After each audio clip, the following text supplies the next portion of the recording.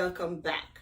So, Olabooks Readers Reviews continues as I read chapter 3 of Good Pedigree, 𝐥𝐤𝐤. I'm so glad you are able to join me today, and without taking so much of your time, I'm going to go straight into reading, but I will say that you should check the description link below for information that you might need, information as to where you can purchase the book, information as to the bookstore, and all of that. And I should also say that you can read this book for free if you have Kindle Unlimited. The link is in the description below. Thank you for your comments on the last video. I really appreciate it.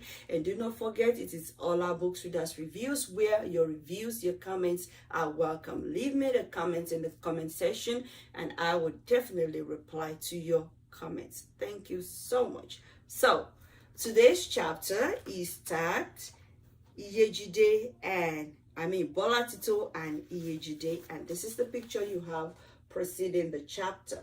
Okay, so we're about to see how these two cousin friends banter and do all of that together. Stay with me, don't go nowhere, and while I read, hit the subscribe button, like and share with your friend that you know will like this kind of a story. Come along. The girls have fun together. They cannot go out together because 𝐸𝐤 still limps, but they have a lot of girl chit-chat. 𝐸𝐤 can use her cousin's phone and see a lot of beautiful features. The girls make phone calls to some of their friends in the city. It thrills them to hear Susan's voice. Susan is one girl who came from Lagos to retake her senior school certificate exams. She left them her phone number and the girls are happy to connect with her. They also open the social media pages together: Facebook, Instagram, and Snapchat. 𝐸𝐤 is not so pressed about meeting people. She is more interested in the YouTube videos teaching her hairstyles and makeup. She practices applying makeup with Bola's makeup kit. Her first trial makes both girls laugh so hard they had tears in their eyes. Then they take their time to watch the videos again. This time, Bola does 𝐸𝐤's makeup and 𝐸𝐤 does Bola's. They look beautiful. Also, they make their hair beautiful and they take pictures. They post the pictures on social media. Not long after that, Bola's picture caught someone's attention. His profile reads, "Niyi nice." The girls both agree he is handsome. Bola accepts his friend's request. That is the first full day the girls spent together. The next day, 𝐸𝐤 wakes up before everyone in the household and looks for a broom. She sweeps and tidies up their room. As she finishes, she hears her uncle and his wife talking in the walkway and she goes out to greet them. She kneels and says, "Good morning." They respond warmly. "How are you feeling today, my daughter?" "I am fine, sir. My toes feel much better." "Odabao, I want you to stay here for as long as you wish, most especially until you feel very comfortable with your toe. Ilenilere. Eshe bami." She gets up from her kneeling position and sweeps the yard. Bola's mother tries to stop her by pointing to her hurting toe. "You shouldn't sweep, my daughter. Won't your toes hurt all the way?" "No, ma, I can still sweep. Please, let me do it." 𝐸𝐤 sweeps the whole yard and joins Mama Bola in the kitchen to cook. The kitchen is at the back of the house. It contains 2 cooking mounds and a kerosene stove. There are other cooking items like cooking pots, big bowls, water pots, and more in the kitchen. There is a water pot that 𝐸𝐤 admires. It is sitting in a corner in the kitchen with a lid. The designs on it are unique. It has 4 spiral designs running around in circles around the pot and some zigzag lines in between the spiral. Outside the kitchen are 3 barrels of water right under the roof in such a way that when it rains, streams of water can rush into the barrels. Someone must, however, open the barrels for the rain and close them when the rain stops. The tap water system works in the village, but there are only 2 central taps for the entire village, and the water runs only one day in a week. On such days, the villagers will have fetching containers like buckets and enormous bowls lined up in front of the taps. Each person fills up his container and lifts it up on her head and heads back home. You get to come back with your empty bucket, but to the back of the line. Amal's family, just like some other families in the village, has extra barrels to fill water with for future use. Usually reserve the tap water for cooking and drinking, while they reserve the rainwater for taking a bath, washing clothes, and other cleaning that require water. There is also a borehole where people must pump water when they need some. They also crowd around it. 𝐸𝐤 gets curious why Bola Tito is still sleeping and her mother is in the kitchen cooking. Also, why didn't Bola do the sweeping she did? Just as the thought creeps into her mind, Bola walks towards the kitchen with a bucket in her hand, briefly acknowledges her mother and fetches water from one barrel. Bola picks up the filled bucket with one hand and heads for the bathroom to take her bath. 𝐸𝐤 intercepts her. Why are you so rude? Now, get in the kitchen and greet Mama the right way. What have I done now? Bola responds annoyed. Nothing, but I want you to do something. Greet Mama in the way you should. Bola obeys. For the first time in a long time, she kneels with both knees and greets her mother.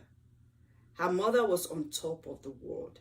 𝐥𝐤𝐤𝐞 mommy, it will be well with you. You will have breakthroughs in all your endeavors. By the grace of God, you will be outstanding. She prays on and on until Bola gives 𝐸𝐤 the, you see that?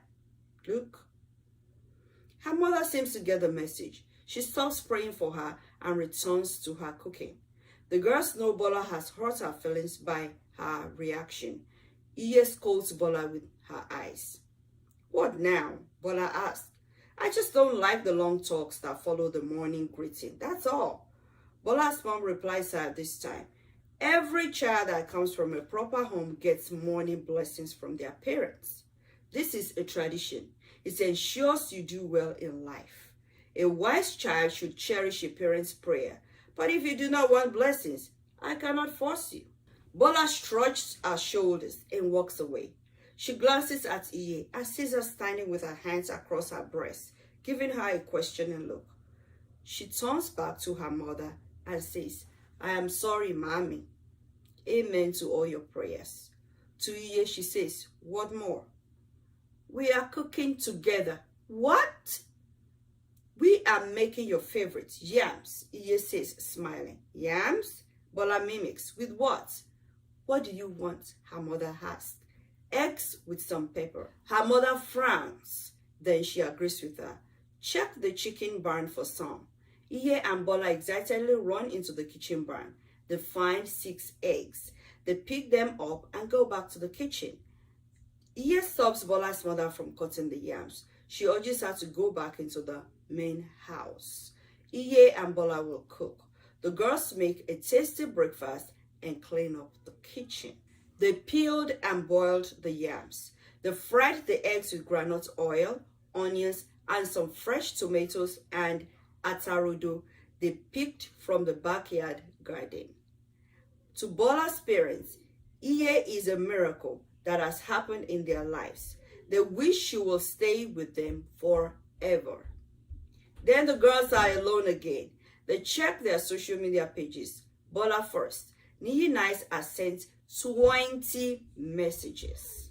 When the girls were alone, they checked their social media pages. Bola first. 𝐦𝐸 has sent 20 messages. Hello, beautiful. You are gorgeous. Your smiles got me.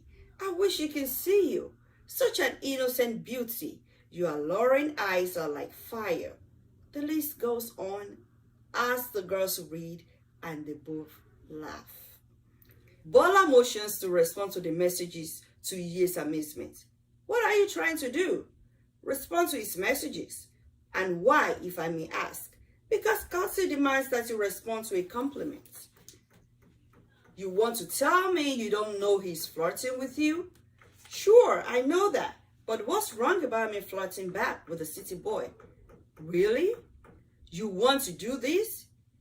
Yeah, you've got the only handsome man in this village. Tell me, who else is there for me? No, you cannot be so desperate to find a man. Besides, you don't know this one. Says who? I have read his profile, and that is all I need to know about him. But you don't know his family. Bola looks at her cousin and bursts into laughter. Look at this 18th century girl. What do I need his family for? I am not marrying him. Besides, I am still in my room and he is probably in his. I have no physical contact with him. All I see is his picture and chat. There's no harm in playing a sweet game with him. She responds to his message and stays on the phone for the rest of the morning. She's chatting and smiling and will not let 𝐸𝐤 see the chat. 𝐸𝐤 gets bored.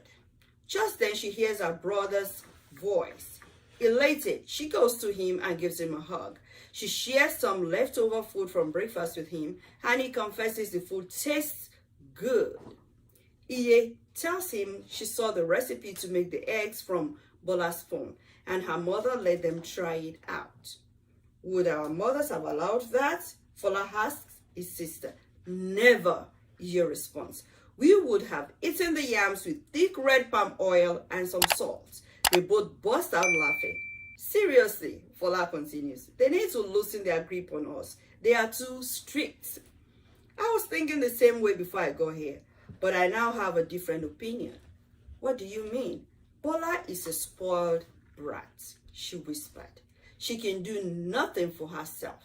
She also lacks respect. As much as I love her as my sister, and I enjoy a lot of modernity from her, I do not wish to be like her. Interesting. She has too much freedom, 𝐸𝐤 continues, and you have too much restriction, Fola concludes. I know, brother. I wish our parents were more lenient with us, but still, this is backbiting. I did not come here for that. How is your toe? Better, she answers reluctantly. Let me see. He checks it out and watches her take some steps. He believes she is healing. She tells him she will be back home the next day, only if her father is ready for her. Fola cannot answer her question. He advises she stays until his anger abates. He gives her the good news about the farm. They both express hope of furthering their education. 𝐸𝐤 wishes her father will forgive her and not give up on her education. Fola notices she did not ask about Shafe, neither did she talk about him. She's concerned about her education. That kind of give him the assurance that she's still their very own 𝐸𝐤, with her senses intact, not lost to the village gigolo. He wonders how her sister does not see or hear of Shafe dating other girls. She is probably blindly in love.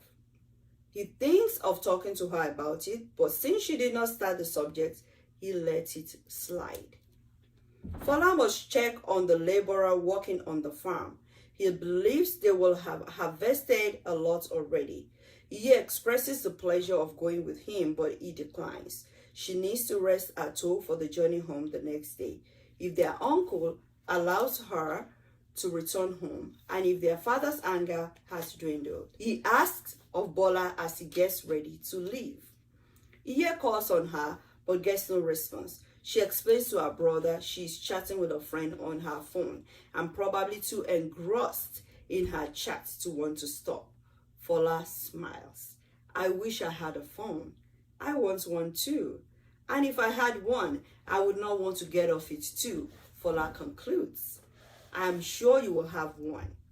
Bami promises to buy us telephones on our way to the university. Yours is sure, mine isn't, 𝐸𝐤 said with a shaky voice.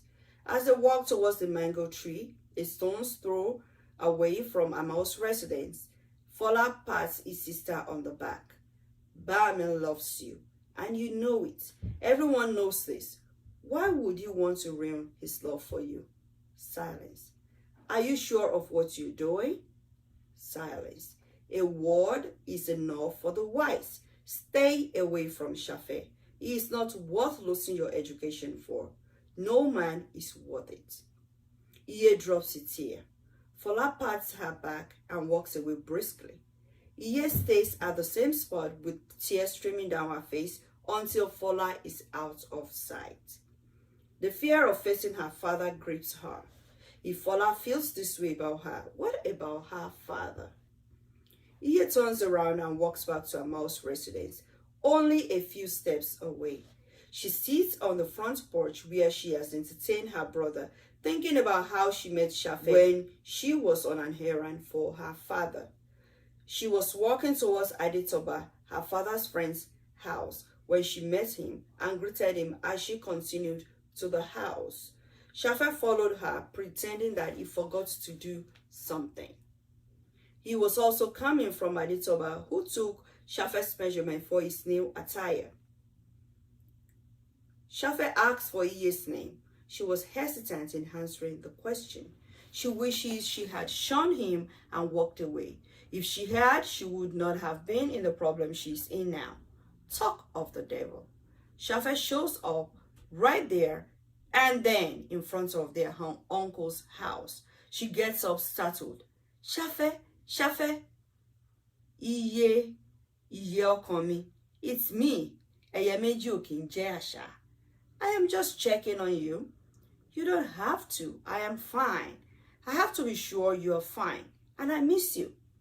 Shafet, my uncle must not see you here. She looks around to be sure no one is watching them. He is not at home. Or is he? No, he is not. I know by now he will be on his farm. That is why I chose this right time. We can have some time together before he arrives. No, Shafet, I can't do this anymore. What do you mean you can't do this anymore? My future is at stake here. If I continue with you, I may lose my opportunity of becoming a journalist. My education is important to me. So your plan is to leave me? You want to go to Lagos and leave me behind? And when you get there, you will live a glamorous life and forget about me. �Y𝐤, don't do this to me. Let me get you right.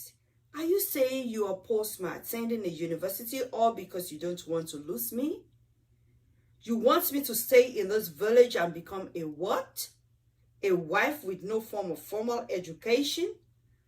What will I be then? A petty trader or a farmer?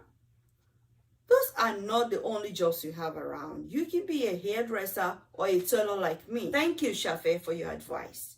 I want to attend a university. That will give me more opportunities in life. If I choose any of the occupations you have listed, I will do them after schooling. Knowledge is a treasure. I want that treasure in my life. Now, if you will excuse me, I need to go back inside. Are you sending me away? Yes, please. I am sorry. I don't want you to stand in the way of my future.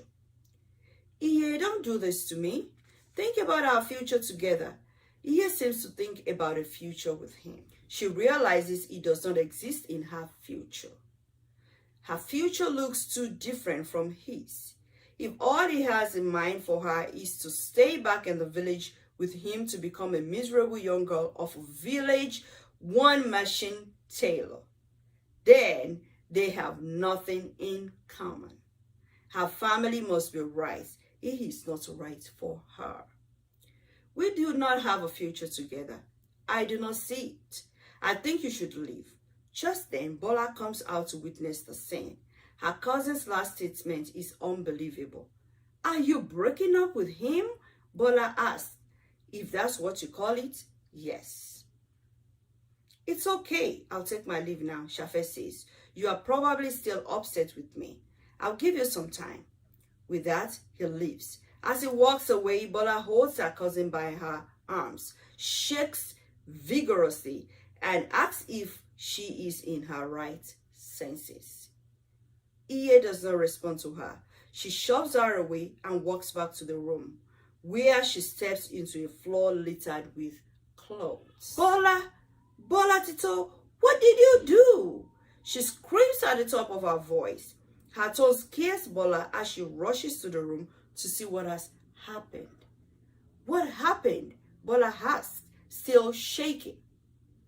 I should ask you, why is this room like this? Oh my God, is that why you screamed like that? I was only changing clothes to take unique pictures. Pictures? And the room looks like this? You better clean it up. And what if I don't? Bola scoffs. You have to. I can stay in this mess. It's my room. I can have it the way I want it. Your room when I am not here. I cleaned this room this morning. Now it's your turn. You can boss me around in my house. I do what I like around here and no one bothers me. I think you're right. I should leave. 𝐸𝐤 makes for the door. Bola stops her. Fine, I'll clean it up. Bola agrees and 𝐸𝐤 smiles. That sounds good. Now, since you have had the phone all morning, can I have it now while you clean it up? Bola scolds. Please, 𝐸𝐤, please. You know all I'll do is watch makeup videos. 𝐸𝐤 relaxes on the phone while Bola angrily cleans up the mess she made. While watching one of her favorite YouTube videos, a message pops up through Facebook Messenger. She opens Messenger. 𝐸𝐤 views unique pictures. They were sex scene pictures. She freezes with shock. Her eyes look like they would pop out of their sockets. She scrolls back and finds out that 𝐦𝐨𝐬𝐼 has been sending Bola his naked pictures. Bola promised to send him hers too at night when everyone would be asleep. 𝐸𝐤 feels like she will pass out. Bola, what in the world is this? Bola takes the phone from her and cannot say anything in defense. Don't tell Bami. Please, don't, she pleads. But you know you're wrong. I told you not to reply to his messages. And look at this. Please don't tell him. I am begging you. Don't. But you get away with everything you do. What is this sudden fear of your father? He will disown me and my mother. I cannot bear that. Really? Okay, I will not tell him. Thank you. But you have to listen to me. Anything, 𝐸𝐤. Delete all of those messages and block his contact. Why? Are you asking me why? You do not need people like that in your life. They will use you and dump you. Don't you get it? She deletes the messages and blocks 𝐦𝐸𝐼's contact. That night, both girls turn their backs to each other. Neither of them says a word. 𝐸𝐤 now understands more why her father will not allow her to have some luxuries. The fear of her misusing the opportunities. She still thinks her father could be more lenient. He should know she has more senses than some girls her age. Girls like Bola. She is mad at Bola. Bola's mind is on the nude pictures and some romantic words that 𝐸𝐤 has spoken to her hearing. How in the world did she let 𝐸𝐤 ruin it? Anyway, 𝐸𝐤 lives tomorrow and then she can do whatever she wants to do. The end. Interesting. So we have these two cousins. They are cousins. They are friends. But their characters are not the same. They are two different people when it comes to social life. What interests 𝐸𝐤 does not interest Bola. And what interests Bola does not interest 𝐸𝐤 when it comes to social life, when it comes to having boyfriends, when it comes to, socializing with other people. Now, this is what I want to say. Which one of these two characters would you have been? Would you have been an 𝐸𝐤? Or would you have been a Bola? Or would you have been in between both of them? I so much like the character of 𝐸𝐤. Why? She has her flaws, but she thinks. I like people who go over an event and an issue. They go over what has happened to them and they try to think out a solution. Now, her brother, Fola, told her to let her boyfriend go. Her uncle told her to let her boyfriend go. She knew deep down within her that her father would have wanted her to have nothing to do with Shafe, her boyfriend. But Bola, a very close cousin and friend, really wanted her to continue the relationship. But do you know what he is doing? She's not just listening to all of these people around her. She is thinking. And then as she's thinking, and as she relates with Shafe, she finds out that she would have no future with him. Not because of the advice she got from her uncle or from her brother or because of the fear of her father, but because of what she wants from life, what she wants in life. What actually do you want in your life? What is the next stage? What do you want to do with your life as a person? Now, when you know what you want, when you prioritize your needs, now you want to know, do I have people around me to support me to achieve my dreams? Now, this is how he is thinking.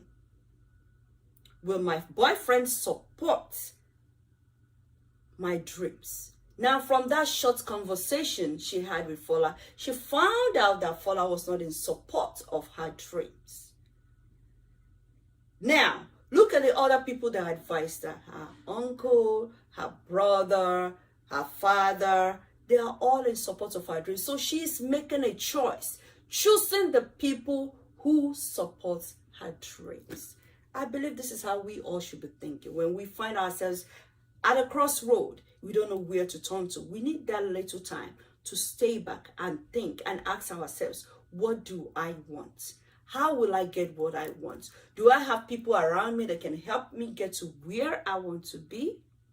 Thank you. That is all I have for you today. I hope I haven't taken too much of your time. I hope you've enjoyed it like I have.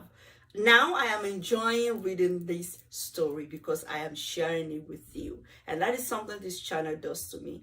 It gives me time to read. And I love to read. And with all this hustle and bustle of life, you hardly find time to read. So you can always join me every Friday. We can do this together. If you have this book, you can always open to where I am and we can read it together. If you do not have it, you can just listen to me read.